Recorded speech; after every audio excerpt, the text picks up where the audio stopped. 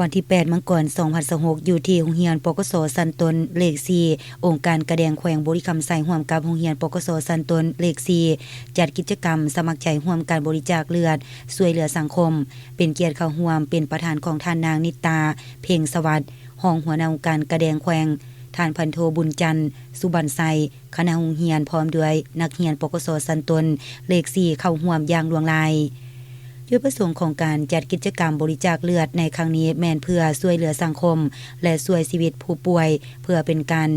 ส่งเสริมน้ำใจดีงามและจิตสำนึกในการช่วยเหลือสังคมที่กำลังขาดแคลนเลือดในโรงหมอแห่งต่างๆทั่วประเทศโดยเฉพาะแม่นภายในแขวงบริคำไสการจัดกิจกรรมดังกล่าวแม่นได้รับความสนใจและการเข้าร่วมอย่างคึกคืนจากพนักงานนักเรียนนักศึกษาประชาชนและผู้ที่มีใจบุญทุกภาคส่วนซึ่งได้พร้อมกันบริจาคเลือดด้วยความสมัครใจ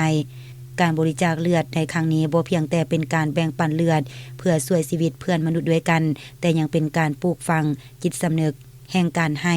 ความเอื้อเฟื้อเพื่อแผ่และการร่วมมือกันในการสร้างสังคมที่เข้มแข็งและอบอุ่นพร้อมทั้งเป็นการปฏิบัติตามแจ้งการของเจ้าแขวงประธานคณะกรรมการองค์การกระแดงแขวงเอาใจใส่ร่วมมือปลุกระดมการบริจาคเลือดทางนี้ก็เพื่อสืบต่อพันธุ์ขยายบทบันทึกการร่วมมือองค์การกระแดงแขวงองค์การกระแดงเมืองกับบรรดาพนักงานอ้อมข้างแขวงเมืองว่าด้วยการร่วมมือปลุกระดมทั่วสังคมในทั่วแขวงประกอบส่วนบริจาคเลือดเพื่อให้ศูนย์เลือดองค์การกระแดงแขวงส่งไปรับบริจาคเลือดให้ได้เลือดหลายขึ้นปัจจุบันเห็นว่าเลือดมีความขาดแคลนหลายและมีความจำเป็นต้องการเลือดเพื่อไปช่วยกู้เอาชีวิตผู้ที่เจ็บป่วยต้องการเลือดนี้ก็แม่นการสร้างบุญกุศลอีกด้านหนึ่งเพื่อช่วยเหลือเพื่อนมนุษย์ด้วยกัน